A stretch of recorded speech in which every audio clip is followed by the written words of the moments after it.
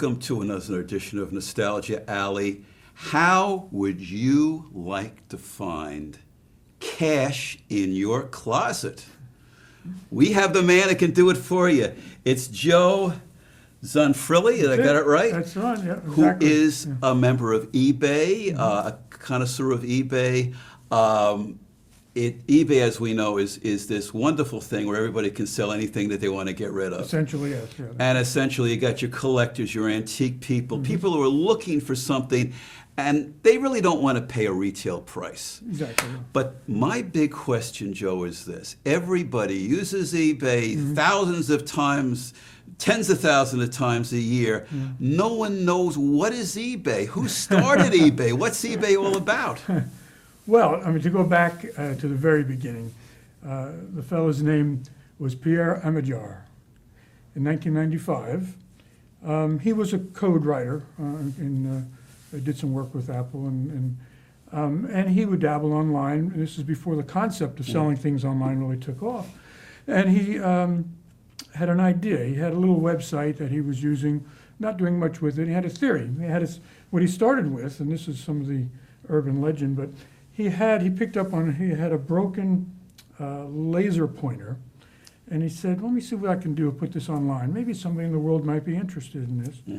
And he put it online, and sure enough, somebody bought it for $14.83. Pretty good. So he said, maybe I'm onto something here. And so he put a few more things. It started to perpetuate.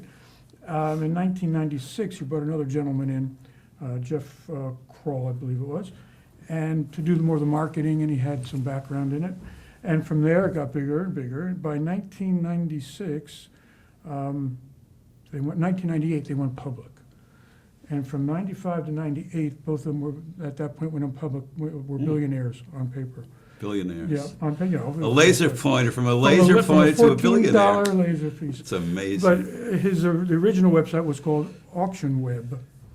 And he changed that, and everybody wonders where did eBay come from, the word. And it's actually his first little consulting company they had was called Echo Bay in San Francisco. And from Echo Bay, it turned into eBay to make it easier.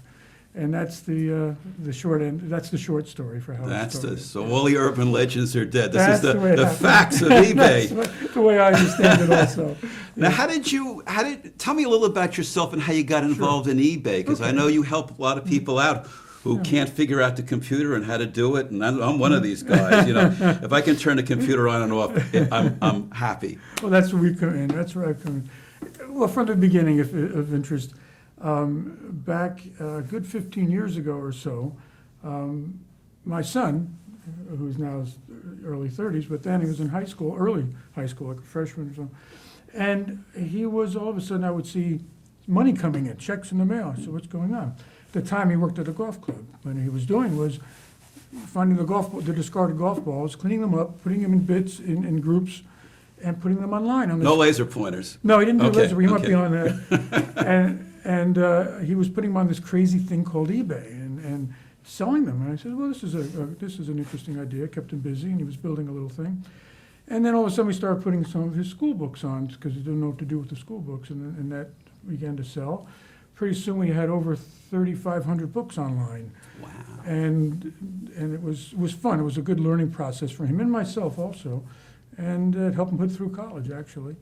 So that's how we started. And I had other businesses during that time, but I always kept my hand in. What was your background before you hit eBay? I've run a number of different businesses in marketing and distribution and manufacturing, sales, and different businesses. Started in the music business and had different things from there.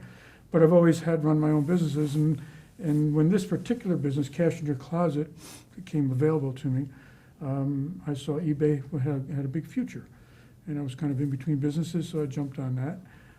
It was in Millburn, and I've recently moved out of Millburn. Now I'm in South Orange, and moved into my house in South Orange. But it kind of grew from collectibles to everything you can imagine. Over the last 9 years, I've probably done about 20,000 auctions or so. 20,000 I would say at auctions. least, yeah. I mean, because it's running all the time.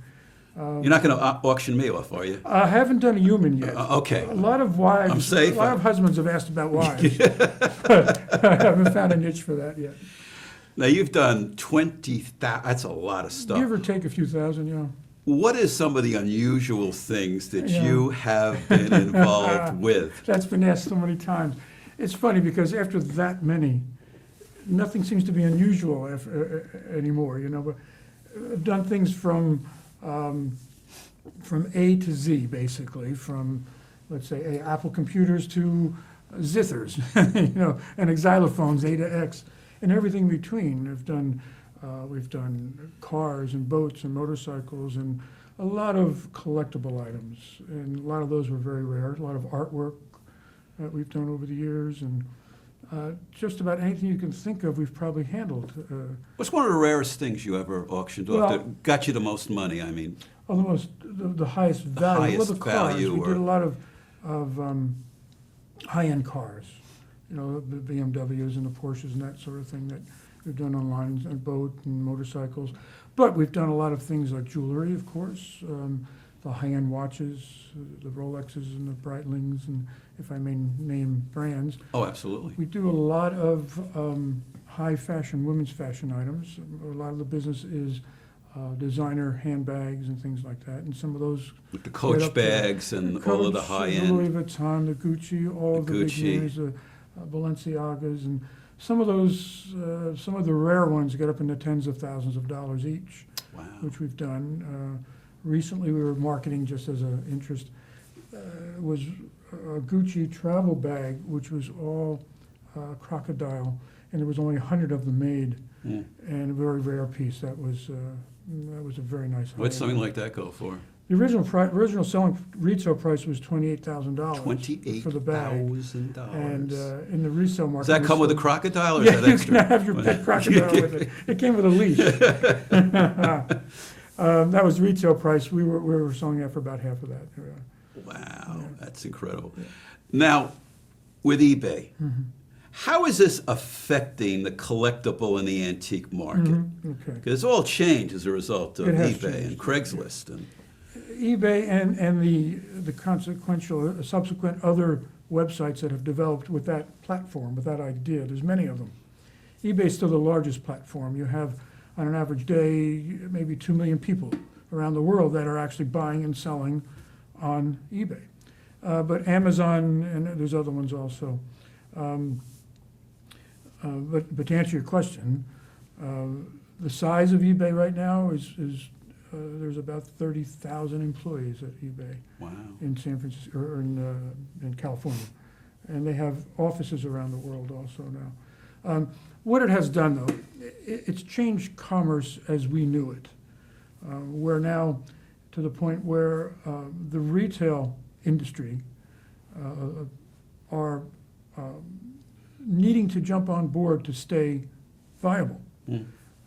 The people use retail outlets now just to look at merchandise and go home and buy it online. Mhm. Because you can see, instead of just seeing one of that item, of that toaster, let's say, you can see 100 of them online and make comparisons in brand and price, and also who you're buying it from. You can buy from another business or from an individual. So the major businesses are online using eBay and other platforms to sell their product as if they were retail outlets. In my own business, also, we have set up as, it's called an eBay store. And what it is, it's like a storefront, but online. So people can go just to see what I have to offer and go down the list. So it's like a retail store, only virtual. And you can do that from your basement or anywhere you want. And Well, that's good for me because I don't know how to work a computer, basically. So if I have something, I come to you, Yes. you do it for me, and I guess you Yes. get a percentage. Yes, that's the way it's set up. You know, Basically, I have two sites on eBay, two eBay stores, if you will. One is for the items that I do on commission, which is the high-value items I do on a commission basis. The other one is for things that I purchase for resale. I'll do liquidations, I'll buy inventories, maybe I'll buy a pallet of goods or a truckload of goods and put them online. Or even one or two items from people. Maybe I'll buy a collection. Somebody doesn't want to do a commission, they just want to, sell it right Mhm. away, I might buy it from them. So there's two. One is cash in your closet for the high-value consignment items, and the other one, where it's my own inventory liquidation items, is cash in your pocket. So they're separated. So people come to me, they bring their items in typically, and they bring their items, I'll do the research, I'll say, this is what I think it might sell for, this is what the value might be, and then they decide if they want to do it or not, if they're happy with what the outcome might be. Talking about research, Yeah. eBay is a great tool for me personally because I'm into antiques. Oh, great, yeah. And I go to the flea markets, and Sure. I go to the garage sales. I go up to Lambertville. Oh, yeah. And I remember seeing something in Lambertville, and I'm going, "What is it? And what Yeah. would it? What's it worth?" Mm-hmm. I went onto eBay. Right. Not only did I find what the item was, Yeah. I found out what the item should have looked like. The Yes. one that I saw at Lambertville was missing some crucial perfect. parts. Sure. So I said, that affects the value. And I was able to see what it was selling for. So when I went to the dealer to talk or negotiate, I could say, listen, Yeah, I looked it up. It's worth so much in perfect condition, yep. but yours is not in perfect condition. So how can we kind of deal with this? Yeah. And to somebody who is a collector, it is just a dynamite way of Invaluable. doing It's invaluable, yeah. the research. Now, do you personally collect anything? That's I try not to because there's so many things that come in Temptation. that I have to say, no, I can't take this home. Or you don't let my wife see it. That's number one. Especially well, let's not let the wife jewelry. see Yeah, it. she can't Bring it see through the back see door. The inventory. Yeah. I know how that works. Collectibles. It's a funny thing. I collect surfboards. Surfboards. I've been a surfer all my life, and so I have a Wow. garage full of surfboards. So those I have a weakness for. You know. Yeah, that's- What is the most expensive surfboard right now that you could kind of get? It would be the Rembrandt of surfboards. Well, they go back, not necessarily the ones that I have, they go back to the very old ones that were made strictly out of wood, rather than the fiberglass ones now. And they go back, when you can go back to the early 1900s, in Hawaii, when they were made there out of balsa wood and redwoods and things. Those are invaluable, they're hard to find. They're in museums, mostly, so you can't just go find them normally. But I've got a number of them. I've got my original one that I bought when I was 18. Wow. That's still hanging on the wall in the Great. garage down at the beach. And that's increased in value very nicely, actually. There's a good market for them. Now, as a surfer, is there a difference between a fiberglass and a wood when you surf? Yeah, well, What is the difference when the you're out buoyancy there? is different, and maneuverability. And carrying it to the beach at my age is easier with a fiberglass one. I imagine that is. That's a big difference, yeah. So it's a nice thing. If I see those online, or if I see one come in, I don't resell them. I just put Just them in the grab. garage. How many do you have in your collection? Well, right now, the ones that have any value, I've got about a dozen that have collectability, you know, and they are all different sizes and shapes and things, you know. That's great. No? But you can find what eBay and the internet has done. It's opened up the world to collectors. Things that you were looking for, couldn't find before. You go online, and 9 times out of 10, you'll find exactly You'll what you're find it. looking for. It's amazing. Not necessarily on eBay, but the general internet, you know. I love it. And what it's done, it's leveled the playing field for the sellers too, because generally speaking, there's whatever you're selling, there's competition. So it finds for the the market consumer, value. yeah. It's great for the buyer because it really gets to the market value. It's what somebody's willing to pay for it. We got a break for a public service announcement. Should we go surfing and come back? Yeah. Let's do that. Maybe come back a little Especially since I don't salty. surf, I mean, it's going to be an adventure. But stand by. We are going to be back with Joe with a lot of interesting questions, what you can sell legally and what you can't sell. So don't touch that dial. After 17 years working as a mason, Mike was laid off. I met him when he came into the library looking for help. He found a job opening, but the application was only online. Mike said he'd spent his entire life around tools, but had never used a computer. I showed him how, and he ended up applying for numerous jobs online. I saw Mike the other day. His new computer skills paid off. He's working again. New Jersey libraries are transforming lives. Tell us your story. And we are back. Joe, what's legal and not legal to sell on eBay? Well, certainly, the obvious things are not. I mean, I can't sell firearms because we don't have a license. You can if you have a license, and it gets a little sticky when you're shipping beyond state lines. So unless it's from before 1896, I believe, then you can, because then it goes into the antique. Right. As long as it's not usable any longer. but anything else illegal for anybody that's not. Liquor, same thing, can't sell liquor unless you have an interstate liquor license, and you have to go through quite a lot of red tape to sell liquor. Now, interesting story on liquor, I've sold a lot of collectible liquor bottles that happen to have liquor in them. I was going to say that, yeah. So the disclaimer is that I would put with the listing is that we are selling the bottle and the contents are non-consumable. And it's a long disclaimer that we have to put in. So I'm able to do that. So I have sold very rare cognacs, but I was selling the bottle. Just the bottle, right? Clever, Yeah. clever. So but anything else? Ivory, right? You can't do ivory. That's one thing, yes. Again, there are some caveats to that before a certain time, but it's so hard to time place these that I stay away from it. Most people do because eBay will take it down. They'll take it offline. And if you do that too many times, they take your whole business offline. Don't So want you have that to happen. No, it can happen, yeah. Then you really need the cognac. They need the cognac. Yeah. Now, what's the difference between eBay and Craigslist? What is the difference Okay. between the two of them? It's a funny thing because eBay purchased Craigslist a while They back. did? Yeah, Oh. yeah. I don't know if they've divested since, but Oh, actually eBay has purchased, acquired Skype, Craigslist, wow. the others, and PayPal, Oh, which they've divested, but they still kind of control Can we it. sell them this show? You Oh, think they're I interested? we could do something. We could if do something we're- with that? yeah, yeah. Okay. So the things that, I'm The sorry. you difference asked me- between eBay and Craigslist. Oh, Craigslist, right. The Craigslist, it's Wild West, if you know what I mean. You put things online, it's like putting something online on your newspaper that you want to sell. You don't know who's going to be answering it. So there's been some bad reputation for things that have happened on Craigslist. However, in saying that, it's still a good place to sell household items locally if you want. You just have to be somewhat careful with it. eBay over the years has built-in safeguards to protect the seller and the buyer.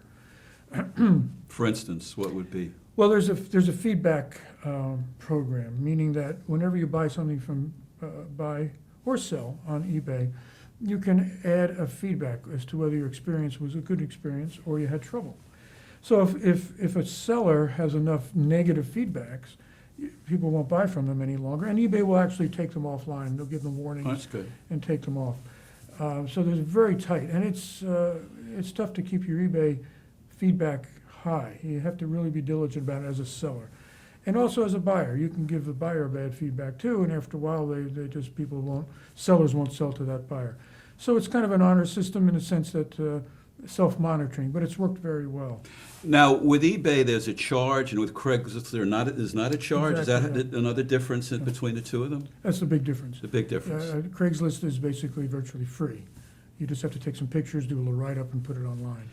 Now, I've noticed on television Uh-huh. a couple of new apps for phones. One is Yes. called Wallapop, and the other is Close 5. Yes. How is that affecting, eBay? It hasn't yet, but now that you see the advertising, and if people haven't seen the advertising, what it is, if I may, if you've seen the advertising on I TV, how have. it works, and I've tried it, and I've done it, and it's very simple. You have a phone, you want to sell that piece, you just Okay. take a picture of it right on your phone. You take a picture, and then you can speak the description.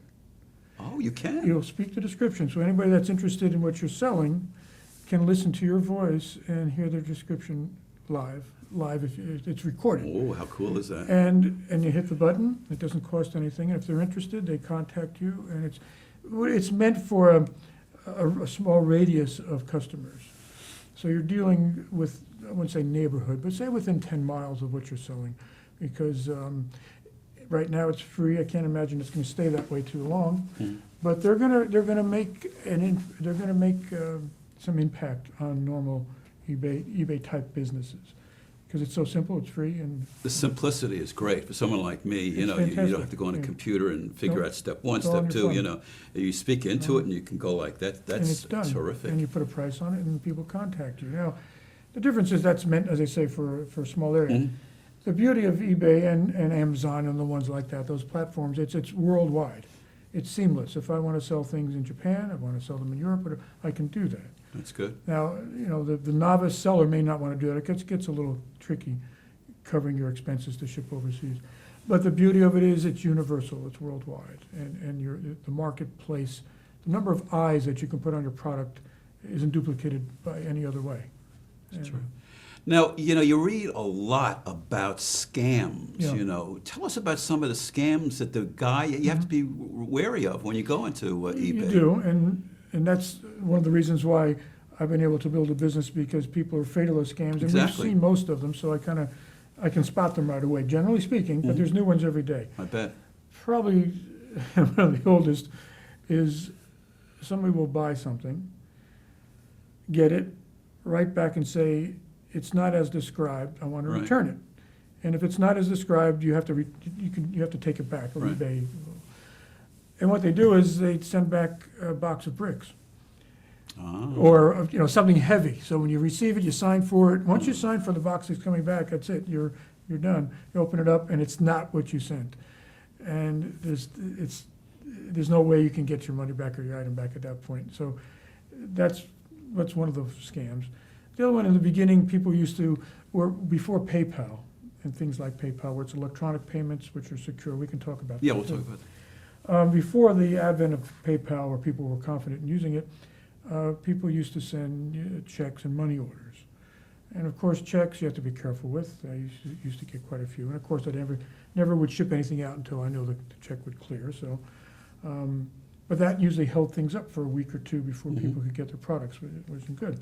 And money orders, which you would usually think were safe, but I've You would, gotten bogus money orders too from Wow. overseas and things. So you get burned once and you hope not to get burned twice. So those are some of the scams that kind of gone away now. Now it's people that get something, not so much scams, but will get them, and they're so used to being able to bring things back to a retail store, they'll accept things years from now, some of the better stores, where they say, well, I changed my mind, buyer's remorse, and they want to send something back. Not necessarily a scam, and if you write the description properly and disclose anything that's wrong with the product and your research and your description, buyer's remorse can be a problem, because they can just say it's not as described. And if a buyer puts not as described, eBay will back the buyer and always rule in favor of them if there's a dispute. Mhm. So as a seller, I've come across that many times. That's a common occurrence. Before I sell something, I look at the feedback, the buyer's feedback, to see whether they've caused other problems, and if there's a trend with that. And if so, then I'll steer clear of it. So I usually can see what scams coming before they happen. Well, generally. 20,000 sales. I I've mean, seen most you of them. become an expert, right? Yeah. Now, just what is PayPal, and how does that protect you from the Okay, scams? yeah. PayPal is just a secure way of transferring monies between customers, between buyers and sellers. So when I sell something to a buyer, probably 98% of what we sell is paid through PayPal. You pay PayPal as a buyer, the money goes to PayPal, it sits there until I ship something out and I can prove it's been shipped, and then the money can be released to me. Now, if the buyer has a problem after he receives it, he can go back to PayPal and put a dispute in, saying it isn't as described, it's broken, whatever, and then PayPal will protect the buyer. Buyer protection, they're called. Something like American Express would do. Exactly, yeah, Similar, that's a good yeah, way yeah. it is basically the same way. So now it's being recognized as a very secure way of doing business, not only for eBay, but you can use it for almost anything. I can send something out outside of eBay. Let's say I just have a customer that's buying directly from me. I can send an invoice through PayPal, and he pays through PayPal, and it's secure. And it works very, very well now. It's very secure, and it's matured. So now it's recognized that people are confident in it. Now, tell us a little about how people can get a hold of you, how they can, and work with you. Oh, sure, yeah. Tell us a little about how the contact and how we can do that. Well, when I had the retail operation, which was in Milburn, people would just walk in, and but what I do is I do home evaluations. So if you're moving, this is typical on a daily basis, the phone calls that come in daily. People are downsizing. They've got a good-sized house. They're moving into a 4-room apartment. What do I do with everything? They've got some nice collections. They've got some nice artwork, whatever. and it's just overwhelming for them, and it can't bring it to me, so I go to them. It's a free service. I look at what they're thinking about liquidating, and I tell them what I think is worthwhile putting online and what things just won't sell for enough to do. And I give them some direction with items. We do that, and all the way through, I can do it all the way through to sorting out the items for them, telling them what we can do, putting it online, selling it for them, and what have you. And if they're downsizing, we can even help them in their move outside of eBay business. I'm a realtor also, so I can sell their house for them. I love it. You help sell buy the something contents else. and sell the house. All the way It's through. great. We have a design, my wife has a design business, so she can Hey. design stage the house for sale. It's And also great. help them move in and relocate them. So anyhow, we're creating a package for people. So much of the business now is people downsizing. It's probably more than Yes, I know. 60%. But have nice items that they've collected all their lives. And it's funny, the next generation just doesn't want the old china and the silver and the That's and the sad part, collectibles isn't and it? Yeah. the porcelains and the beautiful items. So I'll find homes for them. I know at one time Hummels were worth a lot of money, and my Yes. mother-in-law had Hummels, Sure. and now they're worth practically nothing. I mean, Yeah, the yeah. trends are up and down and up. It's as bad as the stock market. Well, Hummel's almost like a commodity. What has happened is Hummels were in every household in the 50s, even the 40s, 50s, and 60s. Every household had Hummels, given as presents, whatever, and people started to collect them. What happened now when that generation is downsizing and moving on, all these collections hit the open market. So what happened, it flooded the market, not just Hummels, but things like it, which drives the price down because it's supply and demand. So that's why you find the little Hummels that are worth, $5 and $10. But there are Hummels that I've sold for thousands of dollars Wow. because they're rare, they were limited editions, and they were large. And the same thing goes for Yadro pieces, which are the beautiful porcelain. Yes. The larger, intricate pieces sell for very good money, many thousands of dollars. Lalique is still pretty hot, isn't it? Lalique is very good. That's pretty a good. solid name, and it sells very well. It holds its value. Lalique, Baccarat, Steuben, things like that, they hold value, and they're still highly collectible. Anything hot right now in the market? I find watches. We do a lot of watches. There's always a good market for vintage watches. They're holding the prices. Things like Lionel trains. That's why I collect them. Oh, you do? I So do. you know, that's great. I always love dealing with Lionel Yeah. trains from the 50s and 60s, if they're in good Right. condition, even if you don't have the boxes. I've sold just empty boxes for hundreds of dollars. You see my collection. Yeah. Believe it or not, we're out of time. We're out of Oh, time. really? It's time Oh, under okay, here. so much We're more. out of So much Anyway, more, yeah. Joe Zonfrilli, Not really, that's great. thank you so much. Very welcome, And my real pleasure. quick, eBay, how can they contact you? Well, Have an it's Cash in email or Your a? Closet, probably, they can go to Cash in Your Closet. Okay. Search for that, or Cash in Your Pocket, or just call me. I could. The Terrific. number- And I know you're on the internet too. Yes. So Yeah, yeah. great. You got anything to sell? Joe's the guy. Thank you so much. This is Terrific. Mike Sobel saying good night to you, and especially to you.